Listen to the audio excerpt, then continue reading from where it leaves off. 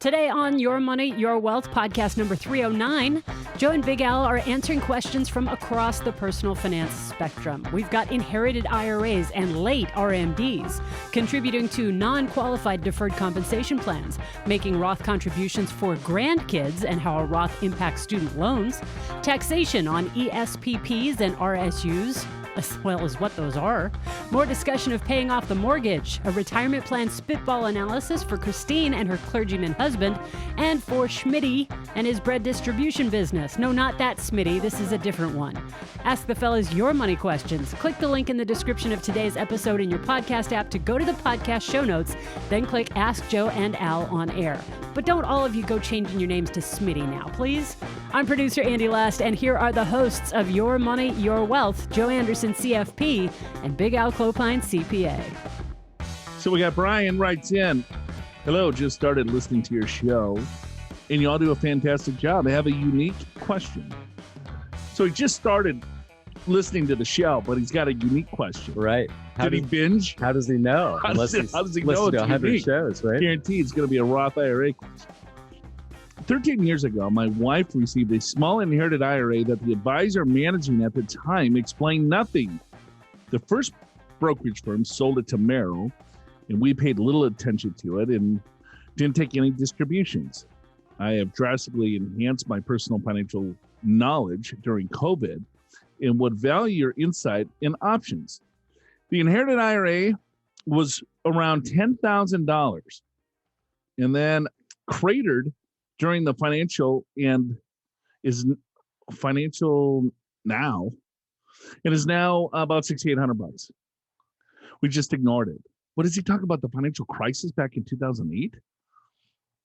I don't know. The money is insignificant in any terms of our financial plan, but don't want to poke Uncle Sam. It's a bit of a mess. So she inherited an IRA. She's never taken a required distribution. 13 years ago. 13 years ago. Supposed to take one every year. This is Bryan. I think it's Bryan, right? Yeah, it's Bryan. Yeah. Oh, wife's, yeah. Inherited IRA. Yep. So, of course, he didn't do it. It's his wife. Yeah. They always say that, right? All right. So we don't know how old Bryan is. No. But let's just assume he's 55. Okay. Right. That's a good guess. And so 13 years, let's just say 4%. Not even that. I was going to say 1%. No, it's not that low. Because it's 50, 55. It's probably this life expectancy's 40. If you're 70 and a half, it's 28. Yeah. 70 and a half, 28 on inherited? Well, no, on your own. On your own. So we can look up the table. Well, go to okay, 7. okay, right? call it 3. Who cares? Okay. Let's compromise. It doesn't matter. Actually, the answer is, Bryan, you should move out of the country because they're after you. You got to watch out. But let's just say 3%. Okay. 3% of 10,000. Which is very conservative. Yeah, $300 a year for 10 years is $3,000. Then 3 more years, so call it $4,000 in RMDs. Okay, that he should have taken over that time, or she should have taken. So, do you know what the penalty is? The penalty is 50%. So that's a penalty of $2,000 right there out of the 4. Plus, because you're so late in paying, you have late payment and interest charges every single year. It's accruing at 9% per year. So I don't even know what that's going to be, but probably 4,000 by the time. So he's asking one of 3 things. Can I just cash it out, pay the taxes, and move on? Should we start the lifetime RMDs and leave it? Any other options? Okay, so let's back up here. If you inherit an IRA and you're a non-spouse beneficiary, you have to take a required minimum distribution based on your life expectancy. So we don't know how old the person was that inherited the account. So we don't know what the required minimum distribution is. Sure. We assumed it was 3% of the overall account balance that needed to be taken out each year. So that's where we come up with $3,000 per year. What would be the required distribution that Bryan's wife would have taken out, paid tax on that $3,000? There's a 50% tax penalty for any RMD that is not taken. So 1 year she missed it. $3,000 is the RMD, $1,500 tax penalty. Yeah. Well, no, $300. I'm sorry, $300 Yeah. tax penalty. $150 penalty year one. Then over 13 years, there would be late payment and interest charges, which would amount to another 9% per year, cumulative. Cumulative. So the question is, what the heck does he do? So well, I have two answers. All right. You want to hear them? Sure. I'll start with the correct answer. The correct answer is you withdraw whatever RMDs you were supposed to have taken. Let's call it $3,000. Let's call it $4,000 because there's 13 years. Okay. And then you pay your penalty, which is half of the $4,000, which is $2,000. And you've got to pay, and the IRS will bill you for interest and late payment charges. Then you can go back and write the IRS and ask them to forgive the penalty because you had no idea about this RMD. And they'll often do that for a year, usually not 13 years, right? So that's the correct answer. It's not a great answer, but it's the correct answer. What some people do in this situation, this is not the right answer, but they just withdraw the whole thing and hope no one catches them, right? I'm not recommending that. I'm just saying that's what some people do. So it's very little, it's insignificant to his financial plan. Yeah. You just cash it out, pay the tax. Yeah. Yeah. I wouldn't start RMDs now. I would cash it out. Either you follow my correct suggestion, which is pay the penalty and ask for forgiveness, or you follow my second non-recommended strategy, which is just withdraw it and hope no one ever catches up with it. Got it. Okay. Hopefully that helps. We got Jeff from Dallas, Texas. He goes, "Hey, Joe, Big Al, and Andy. I have listened to your show while on walks here in Dallas, Texas. For the record, I drive a black 2013 Toyota Prius. Plug it in, Jeff." Get that little pun there now? I got it. Got it. Yeah. What are your general thoughts on non-qualified deferred compensation plans? Are maxing out contributions to a backdoor Roth IRA, HSA, 401k, and doing after-tax mega barn door Roth 401k conversions better? What do you think about deferred compensation plans, or go straight to non-qualified taxable accounts? Yeah. So in other words, if he maxes out everything, should he do the deferred comp plan or should he just pay the tax and have a brokerage account? Okay. If more content would help, I'm married and about 12 years from retirement. We would end up close to about 40-60 split between pre-tax 401k and Roth 401ks. We have a smaller taxable non-brokerage account, and we're expecting to fill most of our post-retirement basic income needs with Social Security and a pension. I'm weighing an option to use my employer's non-qualified deferred compensation plan, my last 10 to 12 years working, to create a deferred income stream that would bridge us from retirement at 60 for our full retirement age, delaying Social Security for my wife and I until 67. Thanks for all you do. All right. So deferred comp, a couple different types of deferred comp plans. But I'm guessing he's got a deferred comp where he might be highly compensated, works for a firm that says, you know what, Jeff, you can defer 20%, 30% of your income. Maybe you can defer 50% of your bonuses, and you can defer quite a bit of income into these plans. You can, right. And so it's all pre-tax, so you're not taxed on it. You're deferring your compensation to a later date. The problem with it is that you have to, there's a few different issues, right? The best thing about it is that you get a huge tax deduction. So I'm deferring all of my income this year, let's say, and then, or you have a huge income year, you can defer it. But then you have to elect when you want it to get paid out the year that you defer it. So do you want to have it to come out as a lump sum, 5 years, 10 years? So there's a lot of planning that needs to be done if you're going to utilize these plans. Also, the biggest thing I think people are nervous about is that it's an asset of the company. Right. Yeah, I would agree with that. And this is, he says it's a non-qualified deferred plan, which most of them are. So, but yeah, so that's the good news. You get a tax deduction right now, and it can be rather large. Although usually you got to set these up in like November or December for the following year. Following year, yeah. So by the time we're doing this podcast and you're listening, unfortunately, it's too late for 2021, right? But so with that in mind, I like the concept because you're generally in a higher tax bracket. You defer money into deferred comp, and then you get a payment stream later. Here's the huge caveat, though, as you already mentioned, Joe. which is it's a liability of the company. It's not a funded retirement account. So if the company goes belly up, your deferred comp plan is gone. There is no deferred comp plan. This is not like a 401k where money is put aside in a separate account. And even if the company goes bankrupt, it's still there. This is not like that. This is a liability of the company. So if you're retiring, Jeff, in 10 to 12 years, I would pay very close attention to the strength of the company. And do you think its viability for the next decade?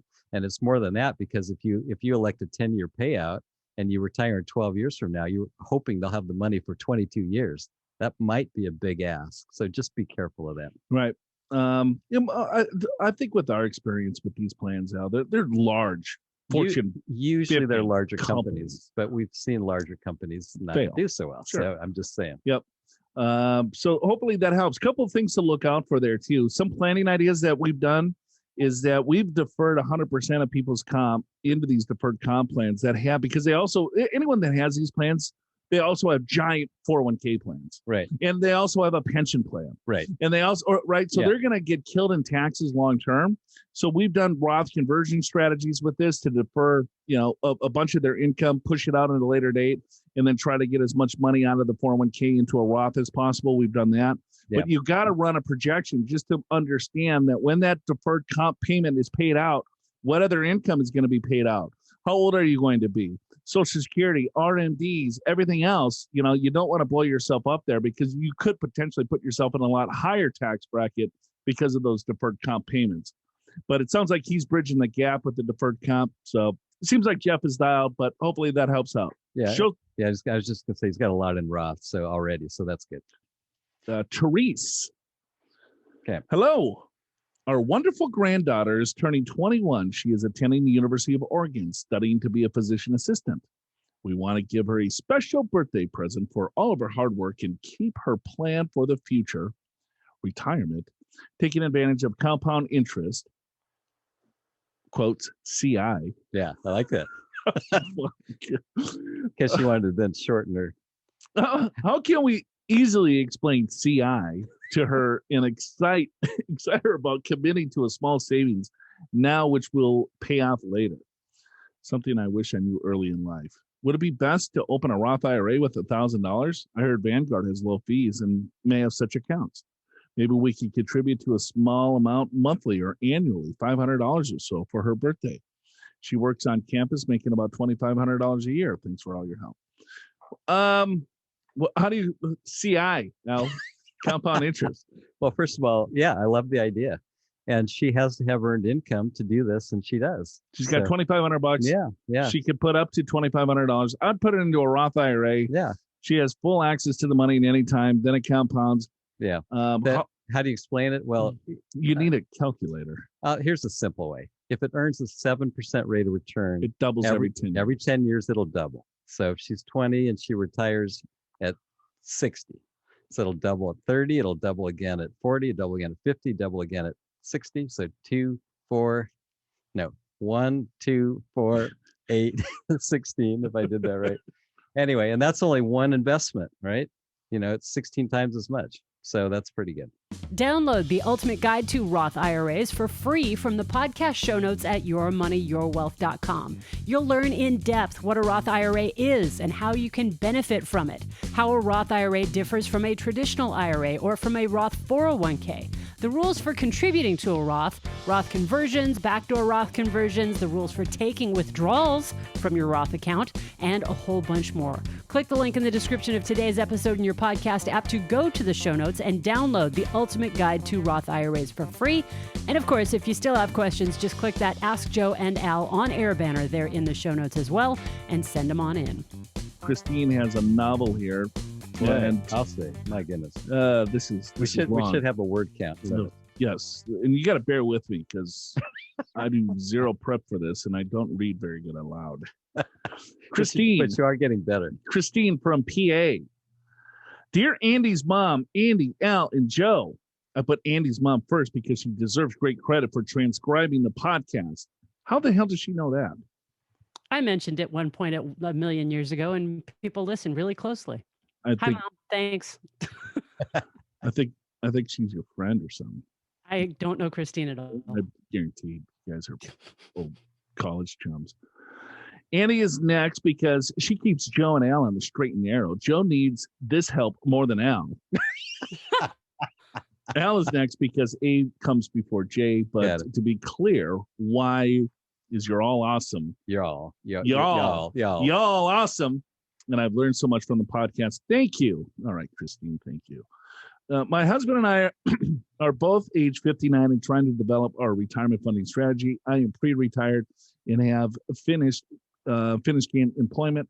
I don't plan to work full-time again. I have a 401k with a current value of $720,000. I also have a Roth IRA of $185,000. So let's just call it $1 million for good old Christine. Okay, we're at it. I plan to collect Social Security at age 70. She's 59 now, Al, so she's got some time. Sure. According to the Social Security website, she'll get $16,000 per year in Social Security payments. And this is based on having no more income between now and age 70. My husband was a clergyman and opted out of Social Security many years ago.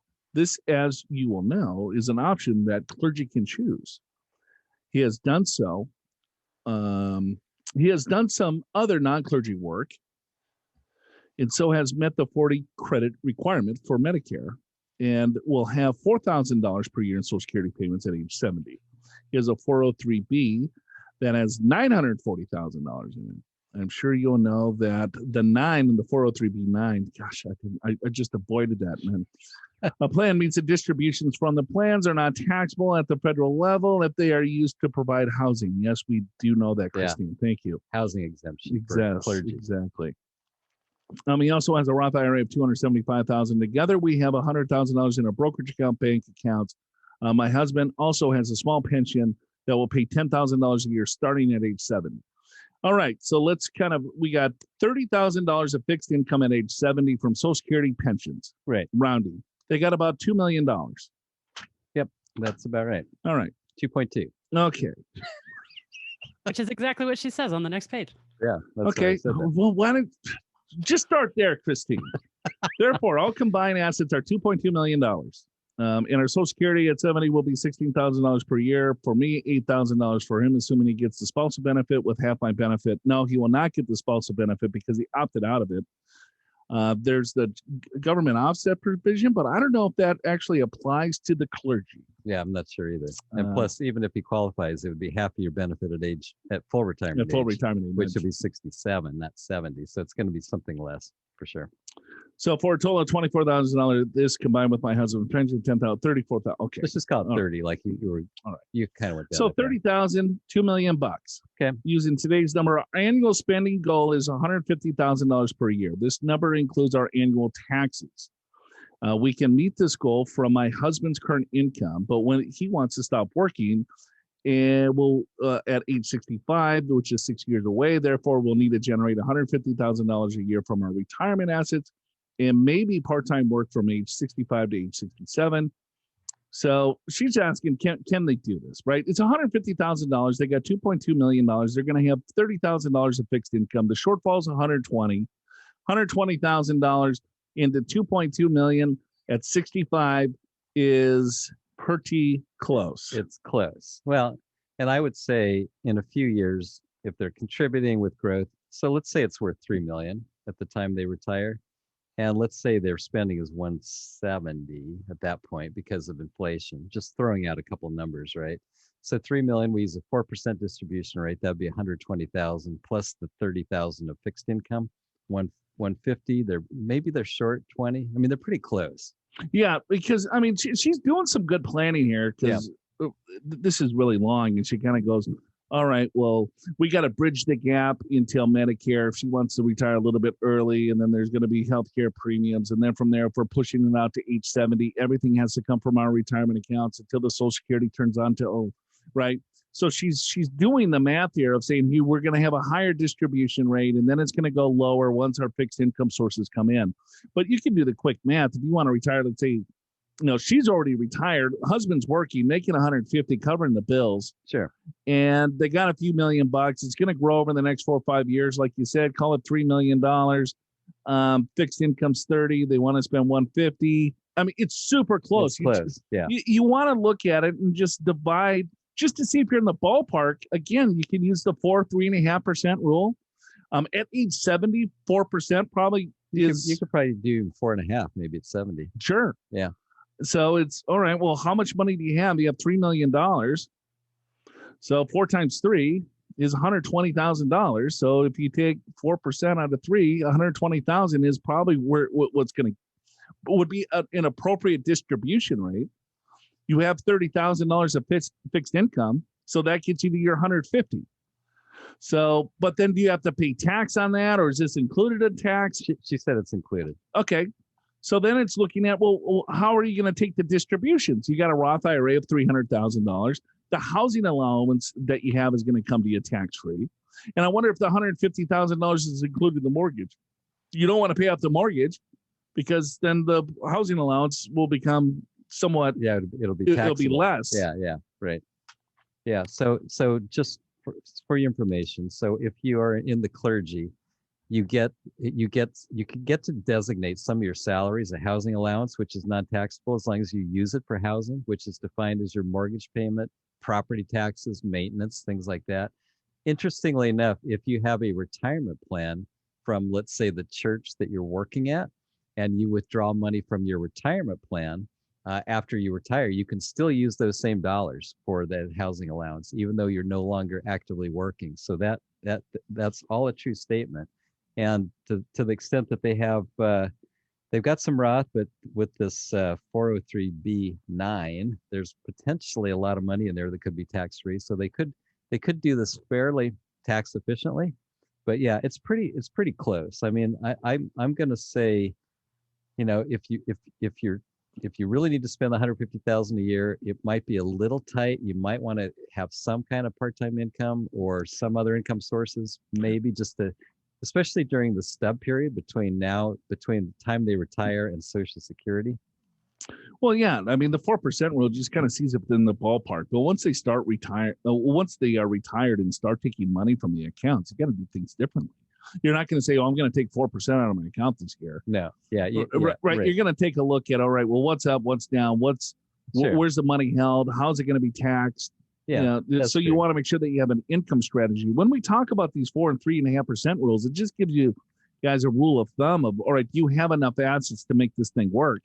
But then when you flip the switch to retirement, or probably 3 or 4 years prior to that, you want to make sure that you have a really solid retirement income strategy of how are you going to create the income? What investments should that look like? What portfolio should it be in? And then it sounds like Christine wants to give another $1 million to her 3 kids.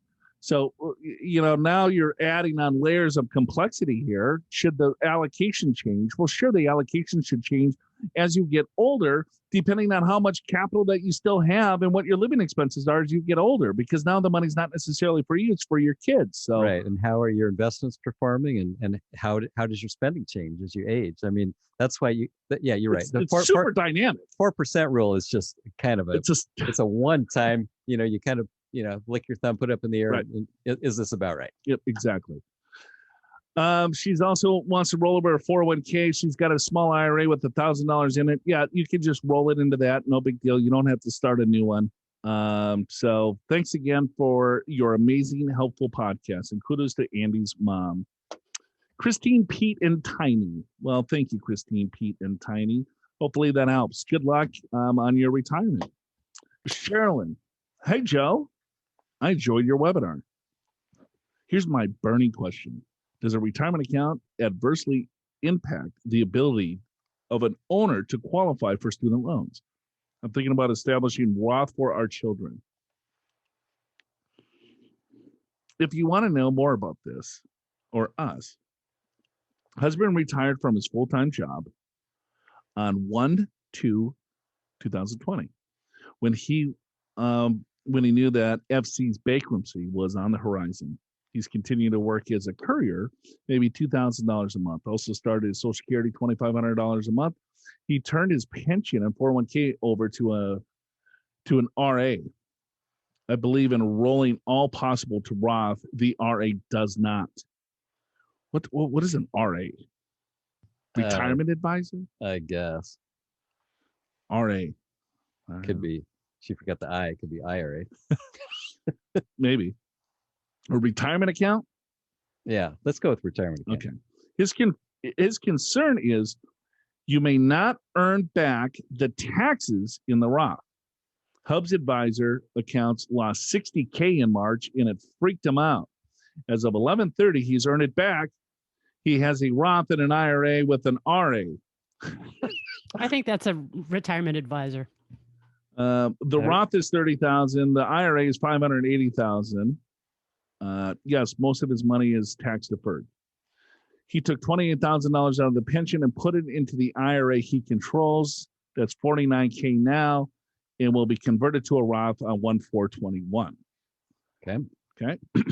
This year's been financially crazy with a massive financial check, $10K in taxes. Adjusting and making withdrawals, funding our Roth IRAs for 2019 and 2020. I'm trying to project our taxes for the year. Typically, we are under $80,000 taxable. This year, I'm trying to stay under $171,000. I bought FB on the 2012 IPO. Oh, now she's talking tickers. Right. Facebook. Got it. And still hold it 600% profit. I'm planning to sell this month because I don't know if, why do people just write us and brag about, what's the question? You got RAs and FAs and RIAs. I mean, I can barely understand a word she's saying. I feel bad for our listeners. And we're in the industry. Right. Hubby's got an RIA, but the taxes on the RIA will be on the RA. And yes, most of the money is TD. Tax deferred. That comes from the webinar. She said, I enjoyed your webinar, and she's taking TD from the webinar. Got tax it. Deferred. Well, I think what her question was, if her kids or grandkids have a Roth IRA, does it affect their student loans? Yeah, that's where I thought she was going. But then we went on this tangent of her 600% profit in FB. And we sort of got, I didn't even remember that was the question. Yeah, that's the question. Here's my burning question. Does a retirement account adversely impact the ability of an owner to qualify for student loans? I'm thinking about establishing Roth IRA for our children. For student loans, no. For grants, yes. Because it's an asset. So it's in the kid's name. The retirement account in the kid's name would have no effect on the student loans. But if they were trying to get scholarships and Pell Grants and things like that, it could have an adversely effect. Well, we should say we're not experts on student loans. I think you don't think because it's a retirement account they wouldn't count it? I don't know. I don't know either. We should. See, I said it with authority. I know you're waiting for me to answer. Take a break. Yeah, that was it. That I was going to get out this stuff. Let's say that may be the truth. All right. Thanks, Sheryllyn. Sheryllyn attended our free 45-minute webinar on taxes in retirement, and you can too. Learn how to take advantage of tax-saving opportunities available to you this year, 2021. Find out how recent tax legislation impacts you, your family, and your retirement savings, and understand the strategies that can help you reduce your tax liability as you plan for a successful retirement. Following the presentation, there will be an open Q&A session. And if 45 minutes isn't enough, you can learn retirement from soup to nuts while parked on your own couch in our 2-day digital retirement classes beginning in February. You'll learn how to calculate your financial needs in retirement, the different types of retirement accounts, Social Security, taxes, investing, stocks, bonds, other asset classes, insurance, estate planning, and more. Just click the link in the description of today's episode in your podcast app, go to the show notes, then click Retirement Classes to register for either the 45-minute Taxes in Retirement webinar or the 2-day digital retirement class. Here's a new rule. If you start bragging about how much money you make on stocks, I'm just cutting you out. Especially when it's not related to the question. All right. You ask a question, and then, hey, if you want to know a little bit more, I just made 600% on Facebook. Booyah. Sheryllyn. Hey, Big Al, Little Joe. Oh, and the beautiful Andy. Love your show. It is very informative, and it shows that you guys know your stuff and can explain it better than most people. Not everybody. Not everyone. Most. Thanks, Richard. Here's my question. I had a large unexpected capital gain this past year, so my total long-term capital gains will be about $233,000. My income from earnings, pension, and unemployment will be $62,000. That will make my adjusted gross income $285,000. I file my taxes as single. On my Schedule A, I have a write-off of $65,000 in cash of charitable contributions and another $10,000 for the state and local taxes for a total deduction of $75,000. So my understanding is that since my deductions are more than my ordinary income of $62,000, I will pay no federal tax on the $62,000, but will have to pay 15% on $200,000 and 18.8% on $23,000. Do I have that correct? I think so. I think he's dead on there. Yeah, I think because when you got capital gains, you look at your ordinary income, you subtract out your ordinary deductions. If you get a zero or negative number, you can figure all your capital gains are taxed as capital gains only, which means in the 15% bracket, there's no tax to pay, and then 12%. Yeah, 12%. The 12% ordinary income bracket, there would be no tax to pay. Anything higher, your cap gains is 15. Yeah, you explain it better than most. Better than me. So, all right, because he's got more deductions than ordinary income, he's in a negative tax bracket on the ordinary income. Yeah, which means the capital gains will be taxed simply as capital gains. So I agree with the statement. Okay. And if I'm not paying any federal tax on my ordinary income because my deductions make my ordinary income is zero, 62,000 minus 75 is negative 13,000. Would it make sense to do a Roth conversion of $13,000 from my traditional IRA since my taxable ordinary income would still be zero? The answer is no. And the reason is because if you do that, you'll pay not only you'll push a bunch of your capital gains that will otherwise be non-taxable be taxable, right? So more 15%. So you could run the numbers there because it's just pushing the capital gains up, but the 13,000 would still be fine. It would be zero. I take that back. You're right. You could push your ordinary income up to the top of the 12% bracket and still be okay. If you go past that, you're in trouble. But if he just converts $12,000 or $13,000 because his ordinary income is negative $13,000 from an ordinary income perspective. Yeah. He adds another $13,000 that uses up the deduction. The capital gain sits on top of ordinary income. So wouldn't the conversion basically be tax free? The conversion is tax free, but you'd have to pay 15% on capital gains. 15% on capital gains that you pushed into. So basically, it's a 15% tax rate plus state. Yep. All right. Very good. I agree with that. I'm sure everyone caught on to that. We'll get so many questions. Well, what sits on top of what? Who sits what? Who's on for what? Yeah, right. We got Schmidty from Florida. Hello, Big Al, and Buff Joe. Note, this is not our normal Schmidty. Oh, it's another one. No, it is. Schmidty moved to the This Florida. is a different Schmidty. No, it's Notice not. how he spells it. I don't care. He moved to the Villages. Didn't our boy Schmidty? Yeah, he did. Schmidty. Yes, this is a different one. No, this is Schmidty. Schmidty, not Smitty. The other guy's Schmidty too. Yeah, without The other one is Smitty. Smitty. Schmidty or Schmidty. Got it. Maybe he was having a few cocktails. Maybe. Hello, Big Alan, Buff Joe. I just wanted to read that again. Yes. I know you appreciate the flattery, and Andy, who needs a raise for keeping you two in line so well. I am a 41-year-old that is blessed with a high-paying W-2 job, $200K a year, and a smoking hot wife, 35 years old, and making around the same amount. Did he send a picture, Andy? He did not. Sorry. Schmidty. He's got a smoking hot wife, making bank. Our company cars. Oh, he's got company cars. Our 2019 Traverse, and she drives a 2020 Acadia, both equipped with third rows for our 3 young kids.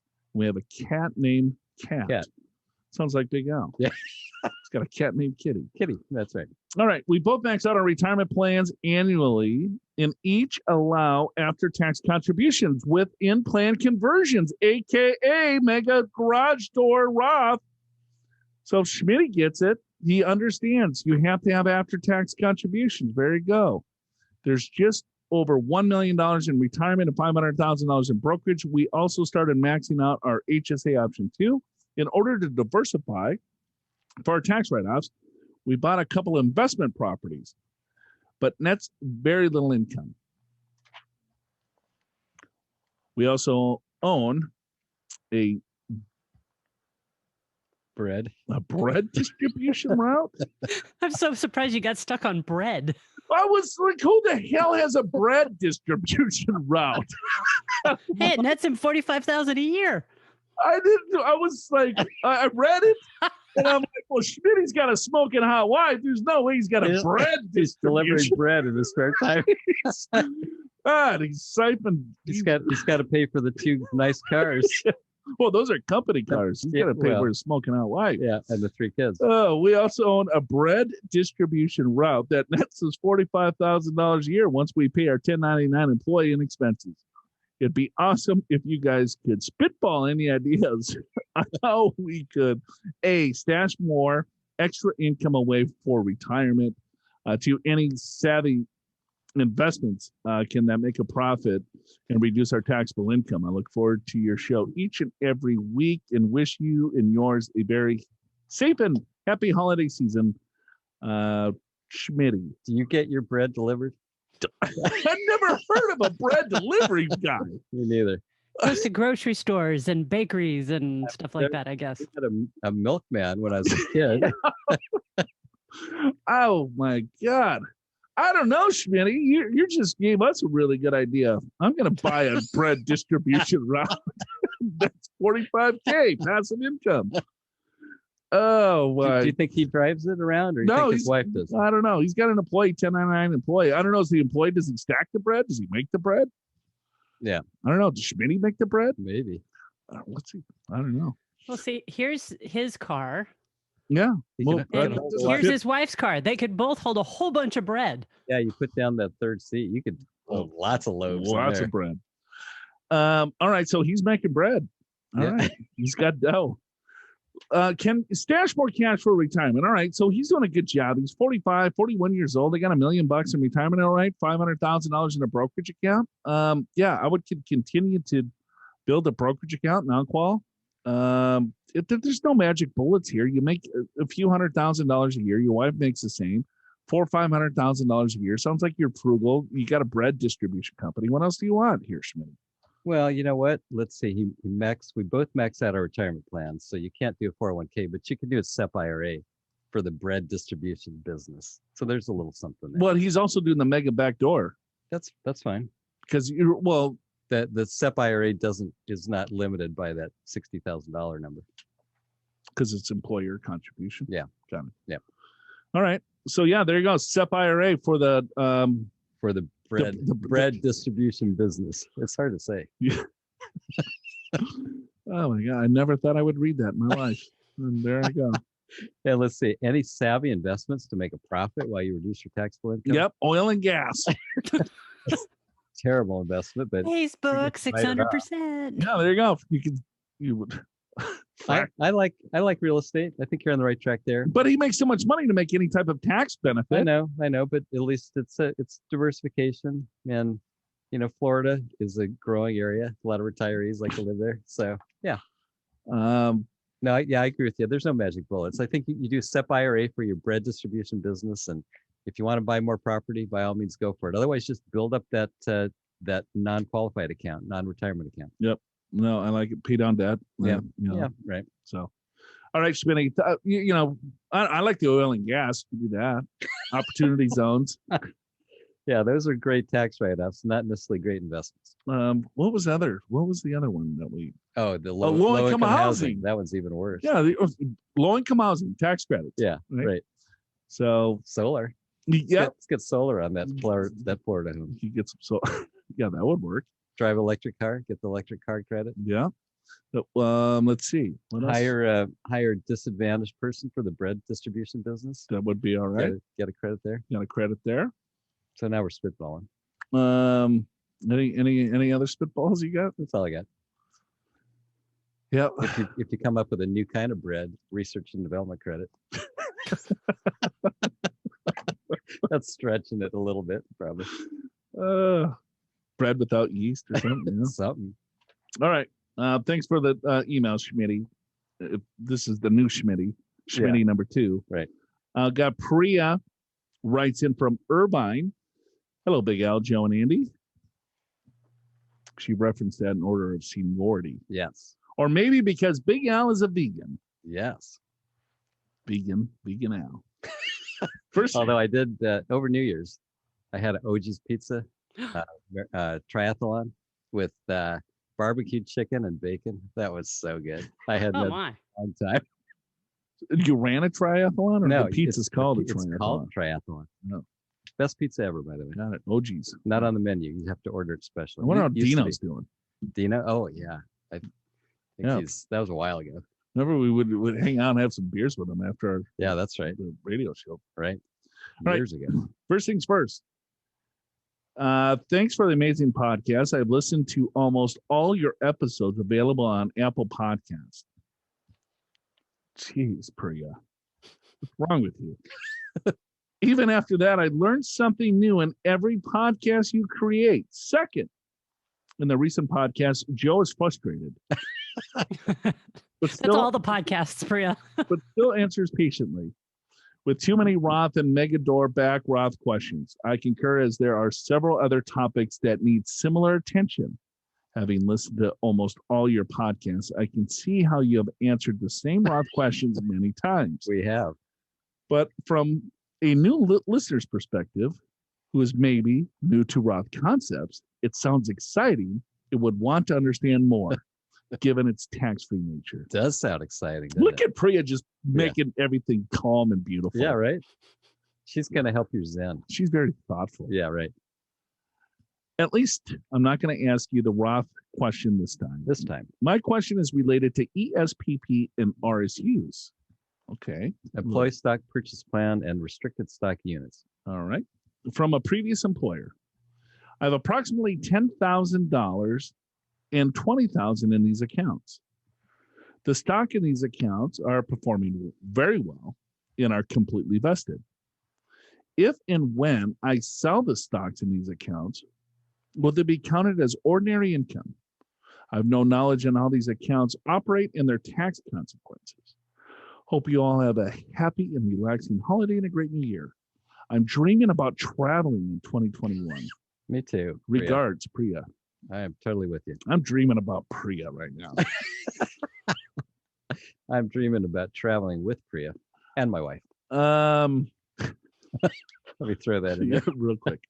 Okay, so an employee stock purchase plan, Alan, that's just when an employee purchases their own stock at a discount. Yeah, generally you buy employee stock at a 15% discount, and it's not even necessarily the price at the date you buy it. It's like the lowest amount during that quarter or the beginning date of the quarter. I can't remember exactly what, but yes, you buy stock at a discount, and then when you sell that stock, it's capital gain, but there can be an ordinary component, and I sort of forget those rules. I think there might be a small ordinary income component on ESPP stock, but mostly it'll probably be capital gains.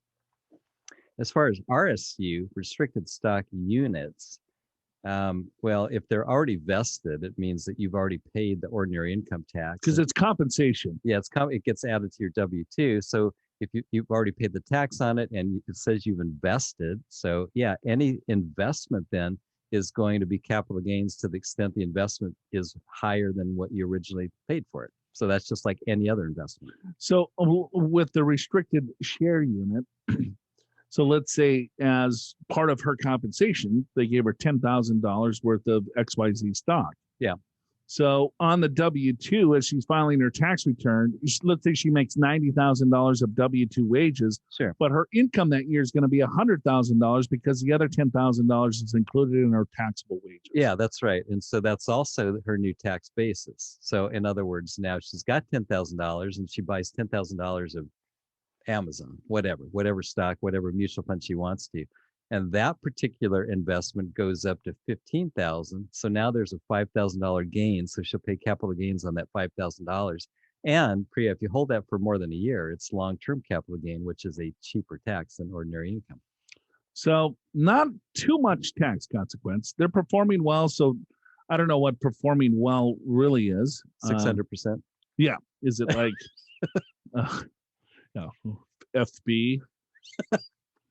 I've bought in 2013. Yeah, and I bought Netflix and, at $12 a share. I was in the IPO. I'm friends with a broker. All right. Thanks, Priya. We got Craig from Nevada. Is it better to prepay an extra $1,500 per month on a new 30-year mortgage, $230,000 at 2.65%, or invest the $1,500 each month, making 10% interest? I'm thinking invest. I love 10% interest. How do you get that, Craig? So, Craig, 10%. So the math is 10% versus 2.65%. Yeah, I think you answered your own question.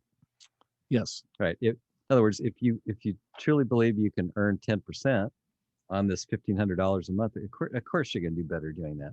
But that's the whole nature of investments. Nothing's guaranteed. I would not prepay a $1,500 30-year mortgage at 2.65%. I would take the $1,500 and invest it in my retirement. I would too, because that's a fantastic rate. Right. And then now we're going to get hate mail. Damn it! I knew you'd say that. It's the arbitrage. All you financial planners always say that. And when I paid off my mortgage, my neighbors, they all foreclosed. Now, on the other hand, if having a mortgage bothers you, go ahead and pay it off early. We don't care. Oh, we got a bunch of these here. We're almost out of time. Okay, what if your mortgage is in forbearance due to COVID? How does that affect taxes? Because we haven't been paying interest on the mortgage. Forbearance and taxes. Okay, what if your mortgage is in forbearance due to COVID? So it sounds like he's not paying his mortgage. What does forbearance mean? I don't even know if there's that's like a student loan. Right? Yeah, I mean, so I've never heard of a mortgage in forbearance. Typically with a mortgage, you stop making your payments and you get nasty letters, and then it starts affecting your credit, and then the bank starts trying to call you, and if you don't do anything, they'll eventually start foreclosure proceedings, which generally takes a year or more after you stop paying. So how does it affect your taxes? Because we haven't been paying interest on the mortgage. Well, you don't get a tax deduction if you haven't been paying the interest payments. So so mortgage forbearance is like a student loan. They allow you to pause the mortgage. Yeah, that's a problem. Maybe that's what it is. So yeah. With that, so there's really no impact necessarily. Now, if it does go into foreclosure, how does it affect your taxes? There's no interest. You're not. Well, he wants to write off the interest. There is no interest. No. You're not paying it. Yeah, if you catch it up later, you can write it up then. If the house goes in foreclosure, there might be debt relief income. So just be aware of that. Stick around to the very end for the derails. Your Money, Your Wealth is presented by Pure Financial Advisors. Click the Get an Assessment button in the podcast show notes at yourmoneyyourwealth.com or call 888-994-6257 to schedule your free financial assessment video call. It doesn't matter where you are in the country, and chances are one of the certified financial planners at Pure will be able to identify strategies that can help you create a more successful retirement. Pure Financial Advisors is a registered investment advisor. This show does not intend to provide personalized investment advice through this broadcast and does not represent that the securities or services discussed are suitable for any investor. Investors are advised not to rely on any information contained in the broadcast in the process of making a full and informed investment decision.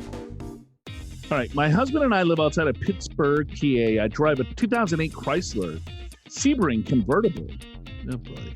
One of those. I got the convertible because it's the only way that our 145-pound Great Dane Tiny can ride with me. He loves to ride shotgun, and it appears Joe does not know what cars look like and thinks everything looks like a Camaro. Camry. Oh, sorry. I can't read either. So let's just assume the Sebring looks like a Camry too. I know what a Sebring looks like, Christine. I do too. I rented one in Kauai one time. Convertible. Yeah. You and Christine, two peas in a pod. She was there. Yep. We both rented at the same time. I often listen to the podcast while Tiny and I are cruising around the rural roads near Pittsburgh with the top down. If Joe wants to ride along as we listen, as he suggests once on the podcast, he should wear his waterproof clothes because he will be in the back and Tiny does drool quite a bit. All right. As his jowls flap in the wind. I think I can already imagine what that feels and looks Yep. like. we'll pass. Hard pass. Hard pass. Not even a consideration. Hard pass.